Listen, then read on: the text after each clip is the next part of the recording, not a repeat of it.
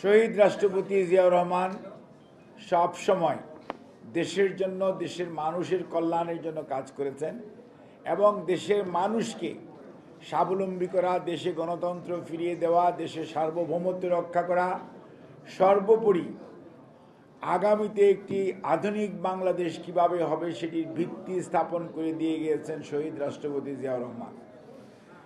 এবং যেটি করতে যে উনি অনেকেরই চক্ষুশূল হয়েছিলেন, দেশি বিদেশি ষড়যন্ত্রের কারণেই উনি 30শে মে 81-তে শাহাদাত বরণ করতে হয়েছে চট্টগ্রামে, যেখান থেকে উনি স্বাধীনতার ঘোষণা দিয়েছিলেন। দেশের মানুষ কিন্তু এটাকে মেনে নেয় নাই। মেনে না নেওয়ার কারণেই আজকে বাংলাদেশ জাতীয়তাবাদী দল দেশনেত্রী বেগম খালেদা জিয়ার নেতৃত্বে, খন্দকার মোশাররফ স্যার সহ বিএনপির কেন্দ্রীয় নেতৃত্বে সারা বাংলাদেশে একটি বৃহত্তম রাজনৈতিক দল পরিণত হয়েছিল, যার জন্যই 91 আপনারা দেখেছেন দেশনেত্রী বেগম খালেদা জিয়ার নেতৃত্বে বিএনপি আবারও দেশ পরিচালনার দায়িত্ব জনগণ ভোটের মাধ্যমে তাকে দিয়েছে। এবং বিএনপি কিন্তু এমন দল, মানুষের আকাঙ্ক্ষার সাথে সবসময় খাপ খাইয়ে চলার দল। জিয়াউর রহমান স্যার যেমন অর্থনীতি, প্রশাসন, বিচার ব্যবস্থার আমূল সংস্করণ করেছেন, বহুদলীয় গণতন্ত্রে আবার ফেরত দিয়েছেন, একইভাবে বেগম খালেদা জিয়া উনি রাষ্ট্রপতি শাসিত সরকার থেকে পার্লামেন্টারি ডেমোক্রেসি অর্থাৎ সংসদীয় গণতন্ত্র পুনঃপ্রবর্তন, ভোটাধিকার সুরক্ষার জন্য অন্তর্বর্তীকালীন সরকারের ব্যবস্থা, নারী শিক্ষা, শিশু শিক্ষা এবং মুক্তিযুদ্ধ নিয়ে গর্ব করার জন্য, মুক্তিযুদ্ধের বিষয়গুলো তুলে ধরার জন্য এ সকল মন্ত্রণালয় অর্থাৎ এই দেশের মানুষের আকাঙ্ক্ষার সাথে তাল মিলিয়ে যত পরিবর্তন আনা দরকার প্রত্যেকটি কিন্তু দেশনেত্রী বেগম খালেদা জিয়া এনেছেন।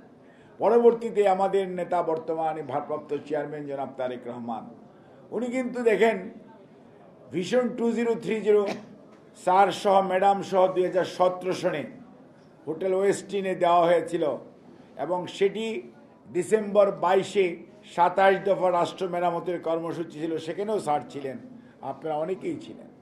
এবং 2023-এর জুলাই মাসে সকল গণতন্ত্রকামী রাজনৈতিক দলদেরকে নিয়েই আগামীর বাংলাদেশ গড়ার জন্য 31 দফা রাষ্ট্র মেরামত রাষ্ট্রীয় সংস্কারের কর্মসূচি, যেটি আর বিএনপির কর্মসূচি নয়, গণতন্ত্রকামী মানুষের কর্মসূচি হিসাবে পরিগণিত হয়েছে, যেটি পুনর্গঠনের জন্য অত্যন্ত জরুরি।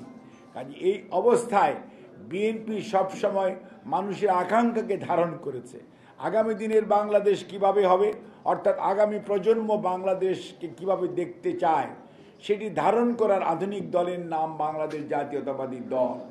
কাজেই বাংলাদেশ জাতীয়তাবাদী দল সংস্কারের ভিতর দিয়ে যে দলের যাত্রা শুরু, সংস্কারের সব সময় পরিবর্তন এবং সংযোজন বিয়োজনের মাধ্যমে সংবিধানকে কিভাবে আধুনিক করা যায়, আগামী প্রজন্ম বর্তমান প্রজন্মকে চাওয়াকে ধারণ করা যায় এবং একটি স্বাবলম্বী বাংলাদেশ হিসাবে বাংলাদেশকে পৃথিবীর মানচিত্রে তার স্বমহিমায় উদ্ভাসিত করা যায়, সেই লক্ষ্যেই কিন্তু বিএনপি সবসময় কাজ করছে। কাজেই আজকে যারা কথা বলছেন তাদেরকে সুনির্বন্ধ অনুরোধ করব, আপনারা ইতিহাস পড়ুন, ইতিহাস থেকে শিখুন এবং বিএনপির সাথে প্রতিযোগিতা থাকা ভালো, প্রতিহিংসা করবেন না।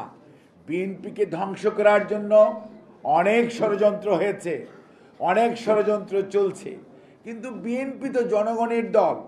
এই দলের নেতা পালিয়ে যায় নাই, আত্মসমর্পণ করে নাই, এই দলের নেত্রী আপোষ করে নাই, জনগণের পাশে ছিল। এবং এই দলের নেতা 8000 কিলোমিটার দূরে বসেও সারা বাংলাদেশের মানুষকে কিভাবে গণতন্ত্রের জন্য, ভোটাধিকারের জন্য, দেশের মালিকানার জন্য ঐক্যবদ্ধ করা যায় সেটি করে দেখিয়েছেন এবং দেখাচ্ছেন। কাজে বিএনপির কাছ থেকে আপনাদের শেখার আছে।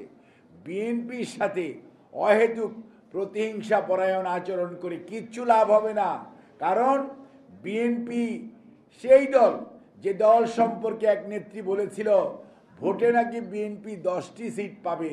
ভোটের রেজাল্টের পরে দেখা গেল সেই নেত্রীর অবস্থা খারাপ, বিএনপি বরঞ্চ জনগণের রায় নিয়ে দেশ পরিচালনার দায়িত্ব পেয়েছিল। আমি সেইটির কথা মনে থাকার কথা আপনাদের সবার।